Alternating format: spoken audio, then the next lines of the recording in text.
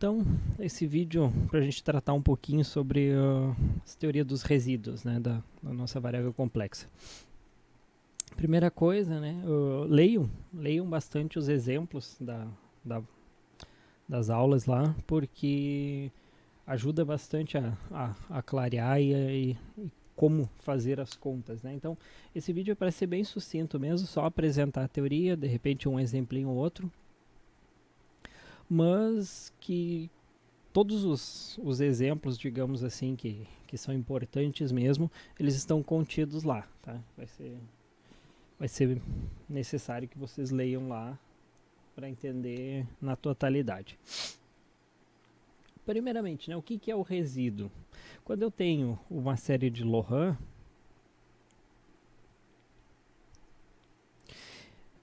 digamos em z igual a z0, né, em torno de z igual a z0, a minha série ela é dividida em duas partes. As partes que tem o meu AN, né, para uma função f de x aí qualquer, tem o meu AN e tem o meu BN. Né, ele é um somatório aqui mais um somatório aqui. Né. O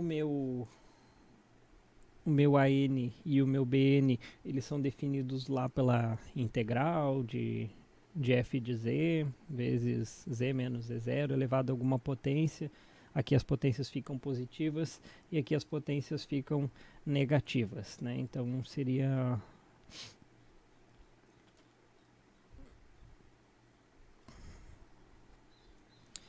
algo do tipo assim, que vai n de 0 até infinito, z menos z0 na n, né? E aqui n variando de 1 até infinito, dividido por z menos z0 na n. E o meu AN e o meu BN, né, eles são definidos lá por uma integral. O AN, por enquanto, não vai me interessar. Né? Eu vou pensar no BN. Quem é o BN? Né? O BN, ele é 1 sobre 2πi integral de c de f de z, né, a função que é expandida por essa série em torno de z0, dividido por z menos z0 na menos n mais 1 dz. Isso aqui para n maior ou igual que 1. Então, se eu olhar para isso aqui, o que acontece quando n é igual a 1? Quando n é igual a 1, fica menos 1 mais 1. Então, esse expoente de baixo aqui some, né? Que é o meu B1. O meu 1 é simplesmente 1 sobre 2πi, integral ao longo de c, de f de z, sobre z menos z0 na 0, que é 1 dz. O que isso me diz? Né? Me diz que esse B1 aqui é exatamente 1 sobre 2πi integral ao longo de c do f de z. Né?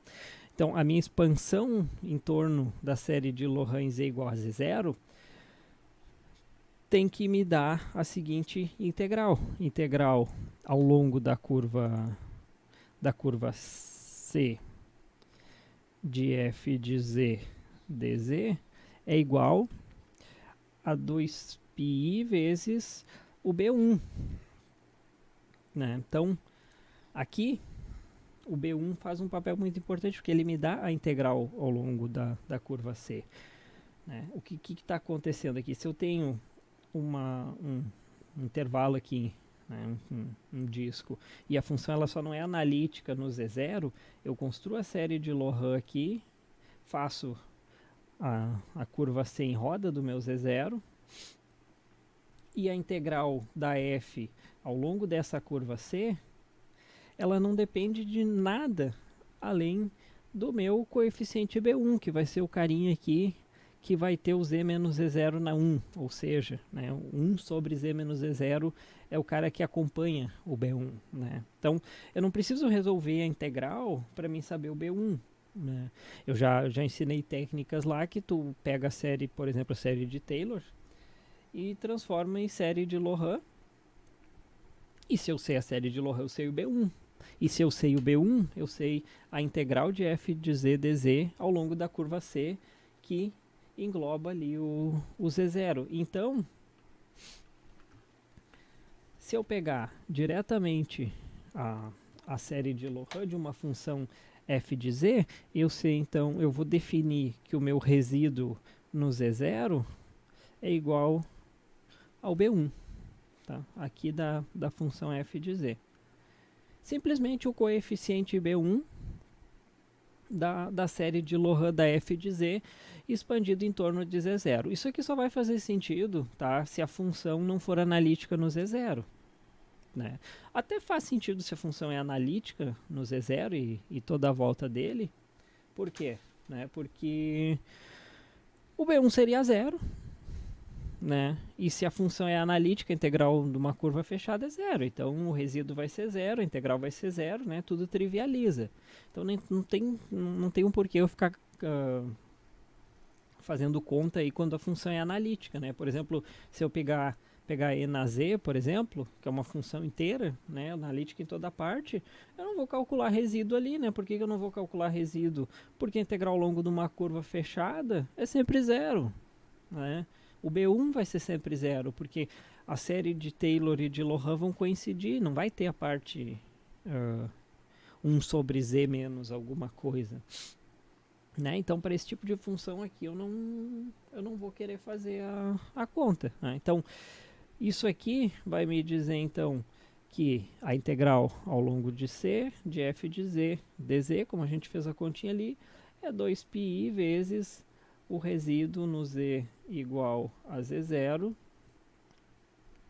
da função f de z. Isso se só tiver a singularidade ali z0, né? Se eu tiver em torno de z0 a f analítica, né? A C só engloba o Z0, de ponto onde a F não é analítica.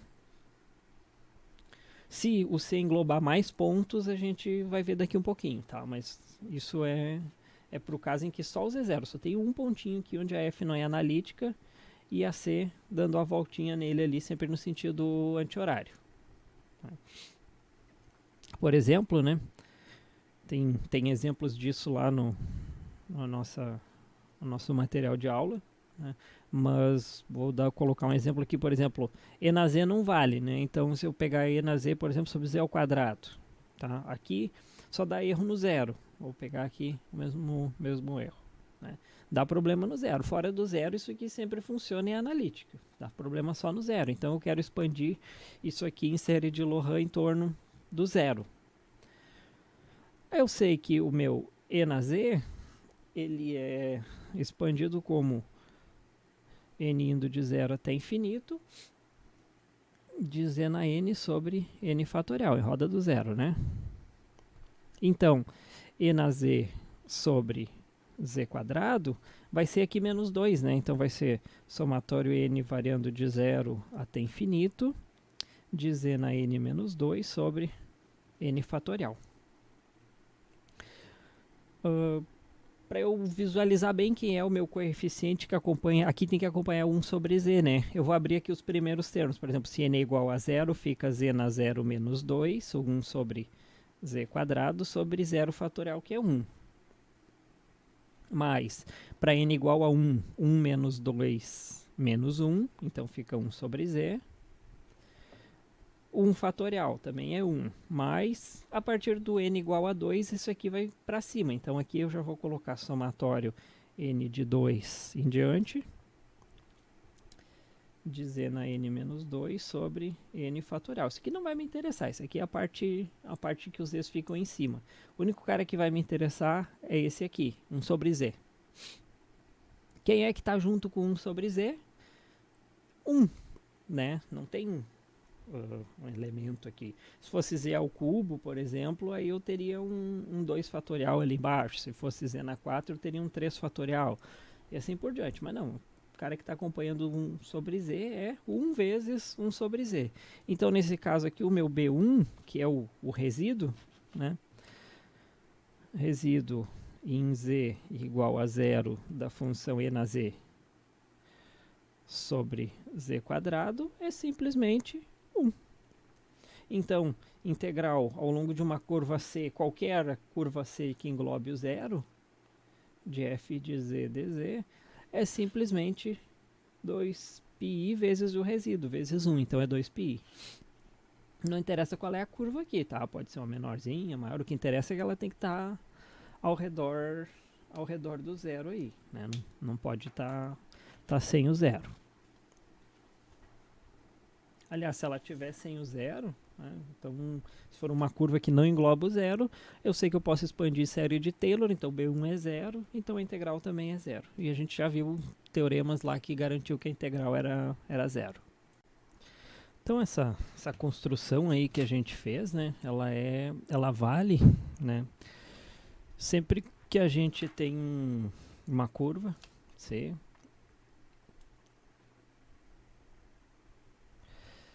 fechada, orientada positivamente, né, com uma singularidade ali, né, em roda de uma singularidade isolada, né, só uma.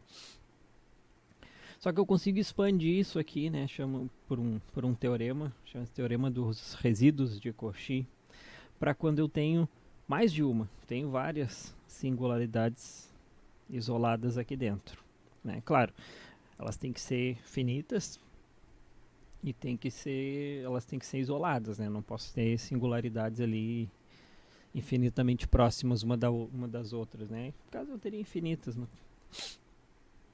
Então, como é que fica nesse caso aqui? Se eu pegar essa aqui como sendo a curva C, a ideia básica seria que eu diminuísse essa curva C, né, e dividisse ela em vários pedacinhos. Tá? Não é exatamente isso, mas a ideia é englobar cada uma das singularidades aqui, né?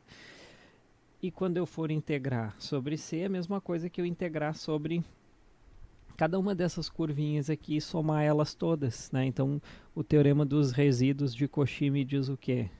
Né? Teorema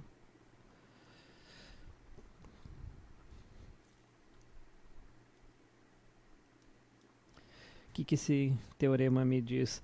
Que se eu tenho um número finitos de singularidades e a curva C engloba elas, né? Integral ao longo de C de uma função f de z dz, né? Finitas singularidades da função f de z.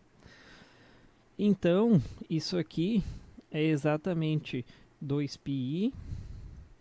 Lá no caso anterior a gente tinha 2πi vezes o resíduo, né?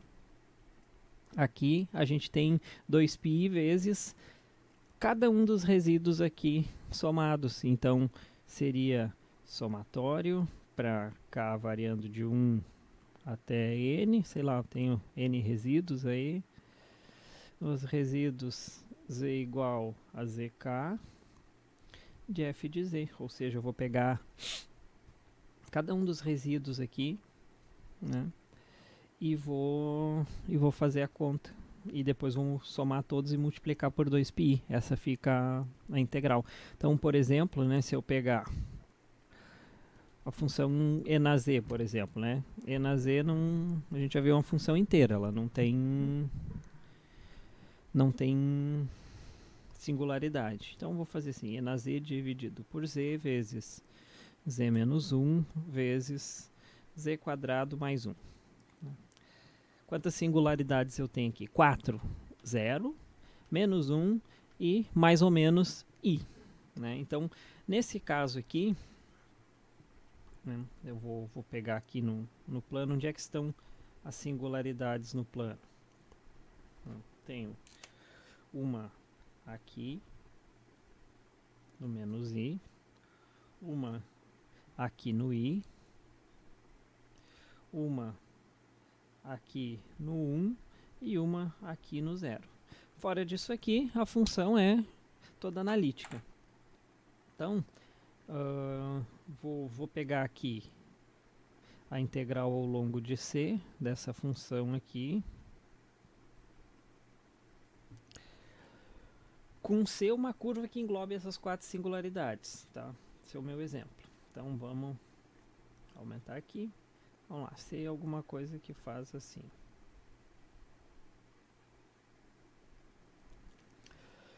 Então, para mim calcular isso aqui, eu vou ter que calcular o resíduo no 0, calcular o resíduo no 1, calcular o resíduo no i e calcular o resíduo no menos i. Né?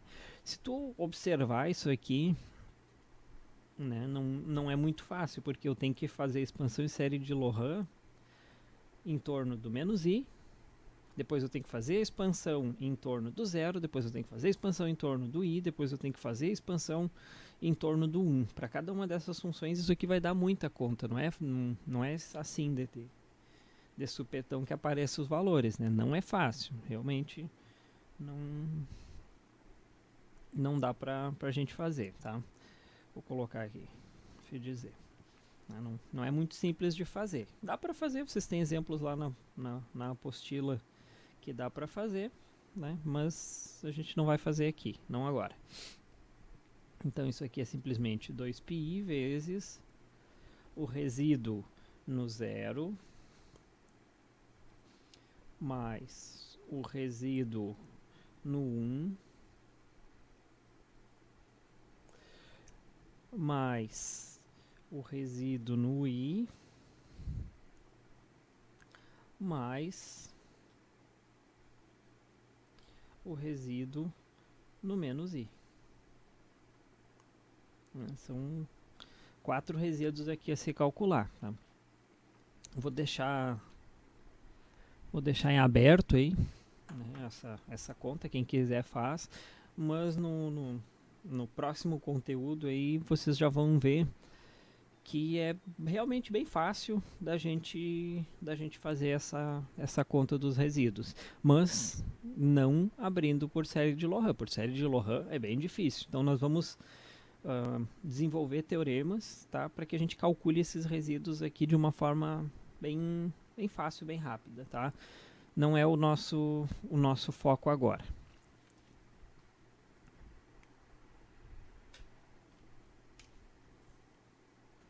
E, na verdade, a gente vai também bolar uma maneira de burlar esse monte de singularidades, né? São resíduos no infinito. E aqui eu vou pedir para vocês um pouco de abstração, né? Vocês vão ter que imaginar uma coisa que não é natural para vocês. Digamos aqui, tá, tenho um número finito aqui de singularidades da minha função f, tenho a minha curva C, que pega todo mundo. Do lado de fora eu não tenho nenhuma singularidade, a minha curva C engloba todas as singularidades da função f, tá? Então a função fora de C, fora da curva C daqui para fora, ela é uma função, digamos assim, inteira. Né? Não é inteira porque não é em C todo, né? Ela é analítica fora de C. Só não é analítica nessa meia dúzia de pontinha aí que eu botei. 7, na verdade, né? O que eu vou fazer? Tá? Lá na geometria, né? Quando vocês fazem cálculo B, vocês devem falar um pouco sobre orientação, né? O que é dentro e o que é fora de uma curva. Né? Vocês olham para o meu desenho e vocês dizem assim, essa aqui é a parte de dentro da curva. Né? E essa aqui é a parte de fora da curva. Eu digo que não é bem assim, tá? Aí eu vou entrar na abstração, tá? Vou pedir que vocês pensem um pouco. Eu defino a parte de dentro da minha curva.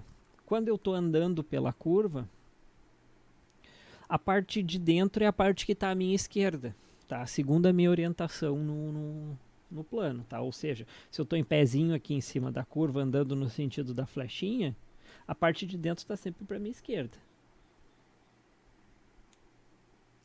Então, o que eu posso fazer, né, é o seguinte, bom, eu vou pegar, ao invés de usar C, eu vou usar uma outra curva, pode ser até a C mesmo, né? Mas eu vou pegar aqui só para ilustrar, vou pegar uma outra curva, C0.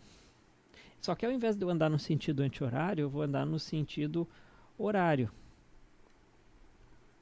Desculpa. Andar no sentido horário. O que vai acontecer? Quando eu estou em pezinho aqui na curva C0, O que está à minha esquerda é o que a gente comumente pensa em lado de fora, né?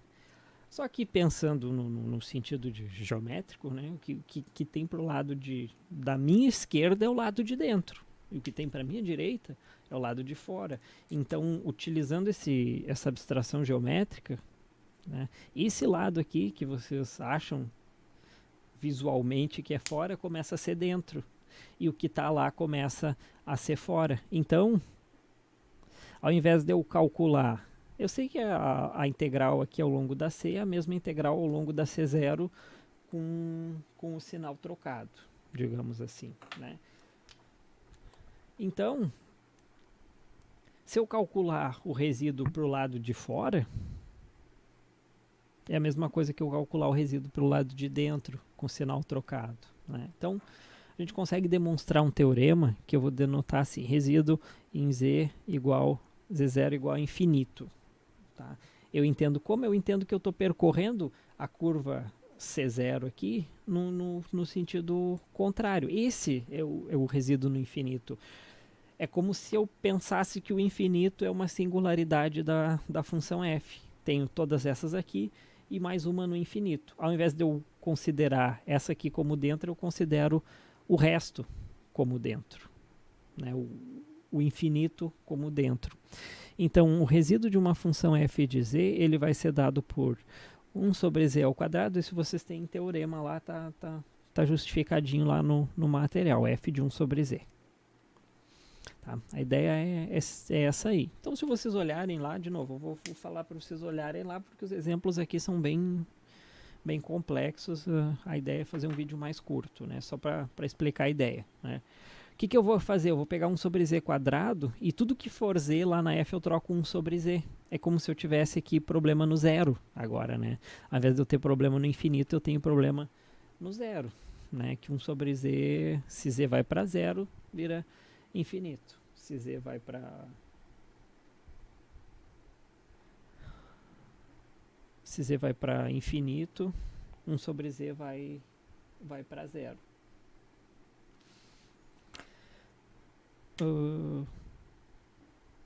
Aqui...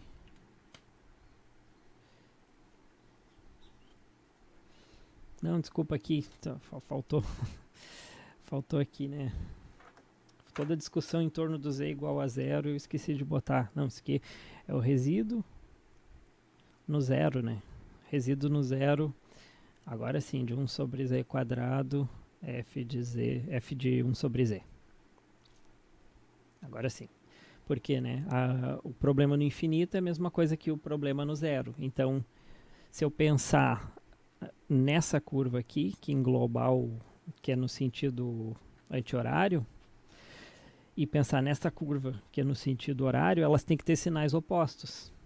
No anti-horário, o zero é equivalente ao infinito no horário, né? O 1 sobre z, ele vira infinito, se z estiver indo para zero, e 1 sobre z vira zero se o z estiver indo para infinito, né? Então, a relação entre os caras é isso aí.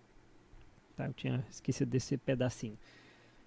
E aí sim, né, a gente volta lá no teorema anterior, integral ao longo dessa curva C de f de z dz é igual a 2πi resíduo no z igual a zero de 1 sobre z quadrado f de 1 sobre z.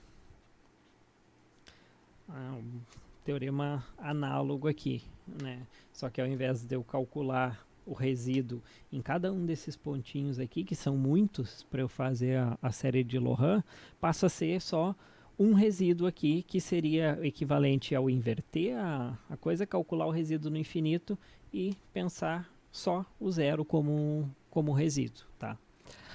De novo, voltem lá e deem uma olhadinha lá no material. Espero que vocês consigam acompanhar. Qualquer coisa, me perguntem. Então, até mais.